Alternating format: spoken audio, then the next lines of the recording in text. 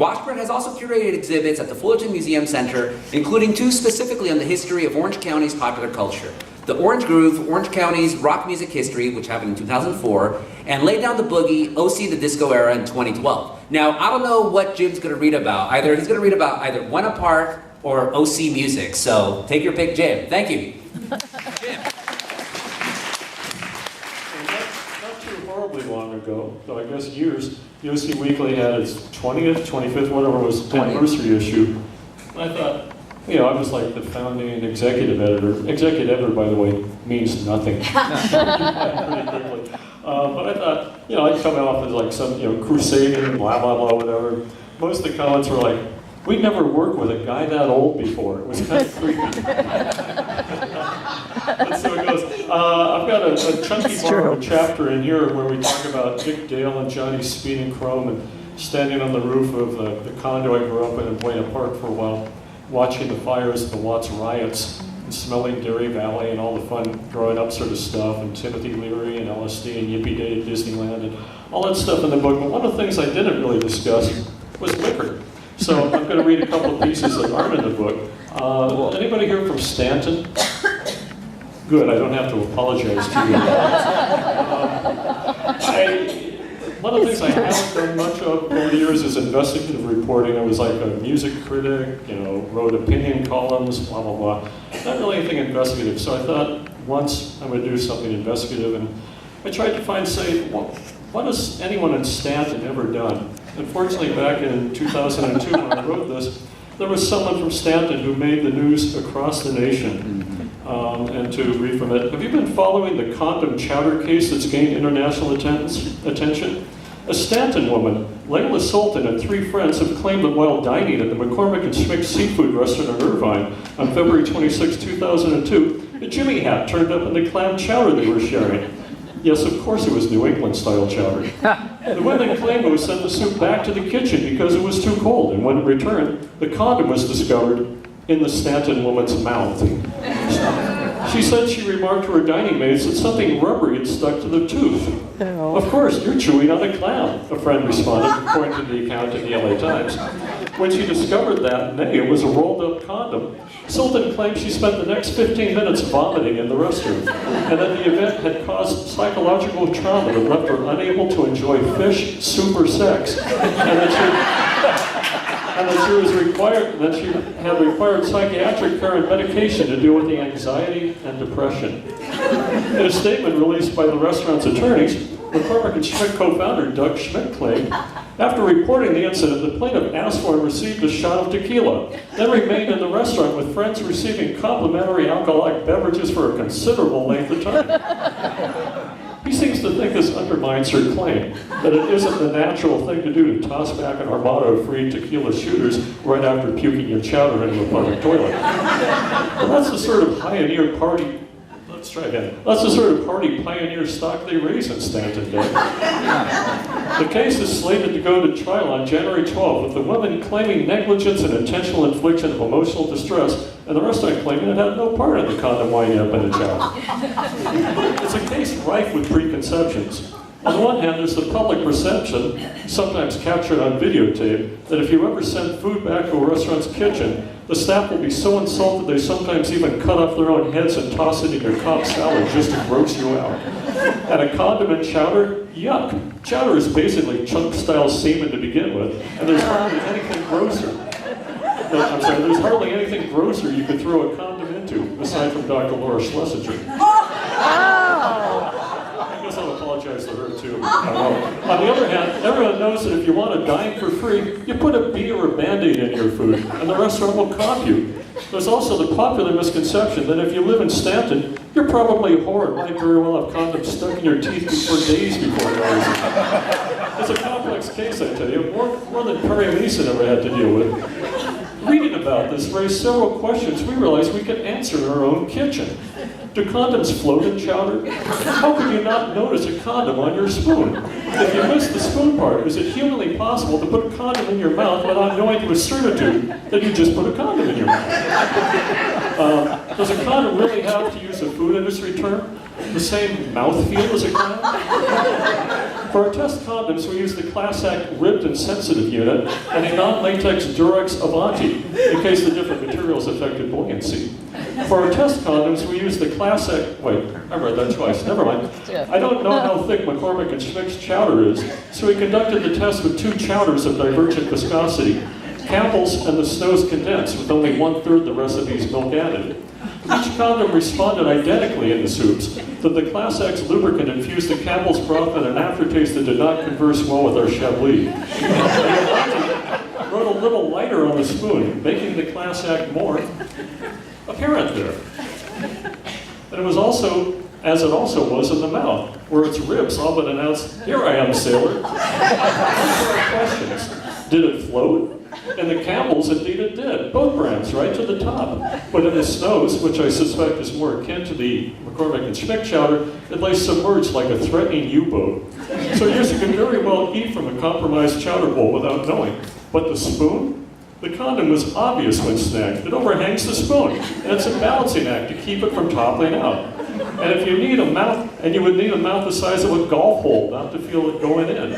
Neither did we need to conduct a discussion with friends before determining there was a frigging condom in our mouths. That's a large ring of latex. There was no food in nature like it. Can anyone remember the condom machine in the coach house's old men's room with the message scratched on it? Gee, this gum tastes awful. Postscript to this story. The suit settled in January 2004, the day before going to trial. McCormick and Schmick's spokesman Brian Douglas said, both sides are happy with the outcome. The privately held company maintained that Layla Sultan's claims that she suffered anxiety and depression were frivolous. We still believe that the truth in this day and age is the price of doing business. You have to deal with scenarios like this. McCormick and Schmick reported year-end gross revenues of $200 million. Where's that? The other piece involved in alcohol also involves John Wayne, which I believe, though I haven't seen, isn't there a fine exhibit of John Wayne stuff here or recently here in the library? Recent. Yes? Yeah. Okay, so there's a tie-in. Since he lived here in beautiful Newport. I did a piece on him in Riviera magazine, the big glossy thing, years ago, and talked a lot about him. Fabulous, fabulous actor, by the way, I think. Human being. The same mix that we all are. But anyway, I kind of, just from talking to a lot of different people, was able to construct kind of a John Wayne day. All these different people tell me different times of day that they'd encountered him, so I kind of pieced together this really packed John Wayne day from that. I couldn't find the first page. Hum amongst yourselves for just a minute. Okay. This sort of does it. Okay, 9 a.m. John Wayne is spotted in the checkout line at the Market Basket at 17th Street on Irvine Avenue with 3 grandkids, a gallon of lime sherbet, and a half-gallon of vodka. 10 a.m. Country singer Chris Gaffney, who also worked days in a Newport boatyard, shows up at the Wild Goose to refinish the deck. Wayne's craggy voice greets him. "Welcome aboard, sailor. Cocktail?" "Yes, of course I had that shot of tequila," Gaffney recalled. "Have a drink with John Wayne? I grew up with his movies. He wasn't wearing his wig and he was hammered, but he was very gracious. What a presence." 1 p.m. The guard at Big Canyon Country Club doesn't raise the gate fast enough as Wayne's Pontiac Safari wagon approaches, and Wayne just barrels through the barrier. Not his first time. He doesn't like waiting, and as always, later pays for the new barrier. 3 p.m. Frank Cottanola, Great Orange County drummer, was in the Funky Kings way back then, is still presently in the Missiles of October. Back then, hippie days, played a private party on Bayshore Drive, New Year's Day, 1970, early in the day, with a band called Moxie. Afternoon of pounding out music by Blind Faith, Moby Grape, and other avatars of the Aquarian Age, Frank packed his drums into his '54 Buick. "I kind of stood out then," Frank says. "My daily uniform was bib overalls and a Smokey the Bear hat on top of a big afro. As I was pulling away, 3 doors down, I was surprised to see John Wayne standing in the yard." He was watering the yard, actually. "I'd heard he lived on Bayshore and slowed down to take a look. I guess he'd been looking at me too, because as I passed, he grimaced, shook his fist at me, and then in front of his family, flipped me the bird. I didn't know what to think. I was still thinking, wow, John Wayne." A couple of weeks later, I was driving up PCH with some friends in the car. And as we passed Bayshore Drive, I told them about seeing John Wayne and what had happened. They were a little incredulous. Just then we pull up to a stoplight, and John Wayne is stopped in the car right next to us. He's glaring at us, and he flipped me off again. By the following year, Wayne had apparently mellowed a bit, telling Playboy he wasn't revolted when he saw a guy with long hair, but I don't look at him and say, no, there's a fellow I'd like to spend next winter with. 4 p.m. The sky is gray over Newport Harbor. The water's choppy and hardly anybody's on it. A Hobie cat capsizes, dumping the teenage girl sailing it into the bay. She swallows salt water, chokes. She's disoriented and in no time is shaking with cold. She thrashes as much as swims, but finally beats it to shore, pulls herself out and collapses on the lawn. Then she hears the unmistakable voice of Rooster Cogburn shouting, "Get off my property!" 7 p.m. to 1 a.m. Am I too plosive in the system here? I can't help it. Anyway, 7 p.m. to 1 a.m. Wayne is at Mateo's in Corona del Mar, drinking, dining, drinking, passing amongst the tables to bestow a bit of John Wayne upon all and sundry. He is so liquored up you can hear his socks slosh, but he carries himself with grace and is as convivial as a duck in a bubble bath. 2:30 a.m. In Oklahoma City, University of Oklahoma student Don Boyd, later moved to Newport, I believe. Newport, was he? What? Never mind. My wife, she doesn't listen. Anyway, University of Oklahoma student Don Boyd, a Sigma Chi brother, and 2 pledges approach a motel room, figuring it must be John Wayne, since he's the only one at that hour with a light on. This is 1965, and Wayne's in town for an event at the National Cowboy Hall of Fame. The college boys, meanwhile, had been at a pledge party. The Kingsmen of Louie Louie fame had been playing, and everyone was getting pretty screwed up, Boyd recalls. We told these 2 pledges that John Wayne was our best buddy because he'd been Sigma Chi at USC. They said, if you're such good friends, why don't you introduce us? We figured, what the hell, and drove to the motel we'd heard he was at. And they went to the room, again at 2:30 in the morning, the only one with a light on. They knocked at the door. A man answered. Just as he was starting to close the door on Boyd's drunken explanation, a voice called out, "You tell those boys to come on in." Mumble among yourselves for a moment. Okay, there we go. Wayne was drinking whiskey that night and shared it with his guest. Boyd said, he was just the nicest guy you'd ever meet and sat and listened to all of our college bull. Finally, at about 3:30 a.m., he says, "Boys, I'd love to stay up and have a time with you, but the doc says I need to take it easy. I just had a little trouble with one of my lungs." A marvelous understatement. A little trouble. His lung was in a landfill somewhere. Not to mention whether 3:30 a.m. is the most apropos time to begin reflecting on your doctor's orders. The guy lived large, as big as John Wayne. He acted in movies, hundreds of them all told, and how much of who he played on screen came from who he was, and how much of who he was came from who he played on screen isn't for us to know. Anyone ever met him never forgot him, even those who were indifferent about his movies. Meeting John Wayne in the real world was like catching Santa Claus leaving presents under your tree, where, when he hugs you, you realize 2 things. He's drunk, and he's your dad.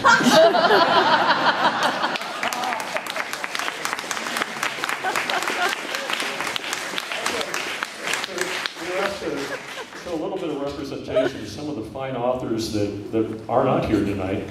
I mean, they're still in the world, they're just not here. And one of the real delights in this book is Anne Stafford, who was born in 1916 in La Habra, still writing poetry, yes. Never mind, she died. One of my nicknames is Captain Bringdown. Perhaps good one, Jim. Here's a poem It's the she wrote Mockley. in 1952, I believe. I hope that's right there. That even then was nostalgic for an Orange County that was sort of passing. It's called The Rider. We made castles of grass, green halls, enormous stem-lined rooms, and sailed in trees. Close to the backyard fence, we dug a cave. We never finished it, but there was plenty of time for moving that last foot or 2 of earth. It was an eternity till Christmas.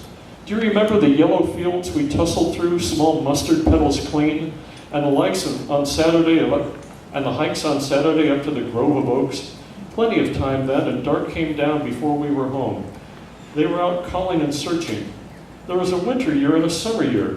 The last was for beaches. Salt wind over the gouty pier, the things moved faster. You on the yellow horse, I on the dun. One way the sea, the battleship, the pier, the fishes leaning by the rail, the Ferris wheel, and turning still.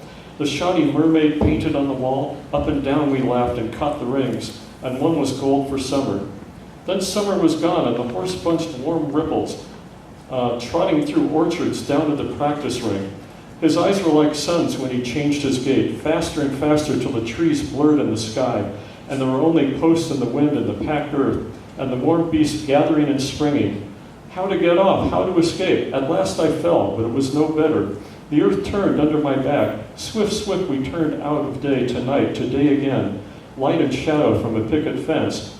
And the planet whirled on the sun, they swift carousel. Our heads grew gray. Our children laugh in the long grasses.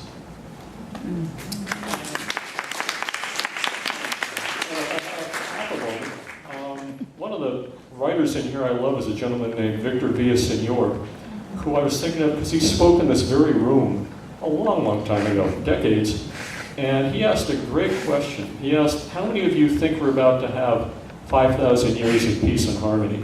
And of course, nobody raised their hand, and he made the point, I think we're about to have it because we've just had 5,000 years of peace and harmony. To which everyone thought, nah-uh. And they went on to explain that the problem with history is men write history, and men love mischief and empire. And that if women wrote history, if grandmothers wrote history, you'd hear about cooperation, about one person making the tortillas, someone else fetching the water, someone else helping with the kids and all of that. And his idea was that maybe it's time for men to kind of give up this whole mantle of running things. And